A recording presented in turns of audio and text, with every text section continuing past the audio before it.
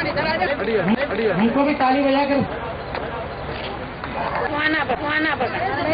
हमारे यहाँ के दिलीप कुमार भरत भाई झाला से મહિલાઓને જાગૃત કરવાના હેતુથી મહિલા માહિતી કેન્દ્ર આજ એમના ઘરમાં શરૂ કરવાનું જે બીડું હાથમાં ઝડપ્યું છે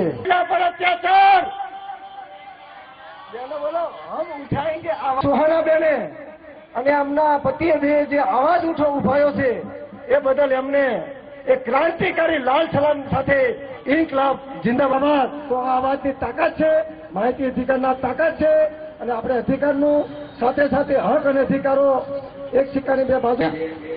મહિલા માહિતી કેન્દ્રનું ઉદ્ઘાટન કરવાનું છે.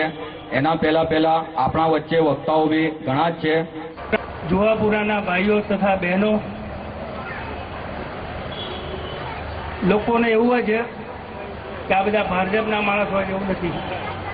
હું તમને ખુલાસો કરું છું ખાસ કરીને કે ગુજરાતનો આરટીઆઈનો એક્ટિવિસ્ટનો કાયદો જ્યારે ગુજરાતની અંદર દાખલ થયો 2005ની અંદર, ત્યારે ગુજરાતની અંદર સૌ પ્રથમ સંમેલન ગાંધીનગર ટાઉન હોલની અંદર અમે કરેલું.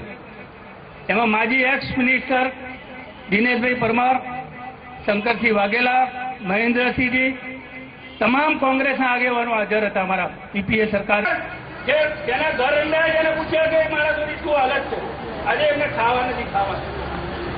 જે અમે તો પૂરે આખા ગુજરાતમાં ફરીએ છીએ એટલે અમને ખબર છે.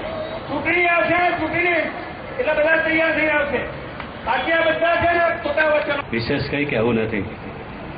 દિવસે મહિલા સશક્તિકરણની એક પહેલ કરવાનો છે. સુહાનાબેન, કાંતાબેન બધાએ ભેગા થઈને મહિલા માહિતી કેન્દ્ર બનાવ્યું છે.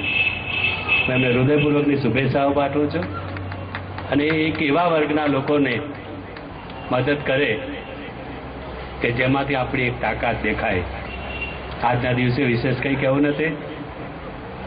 જગતની અંદર જેનું નામ છે એવી વિશ્વની મહિલા, જે 10 મહિલાઓમાં જેનું નામ છે એવા આપણા રાષ્ટ્રીય કોંગ્રેસના અધ્યક્ષા આદરણીય સોનિયાજીના નેતૃત્વમાં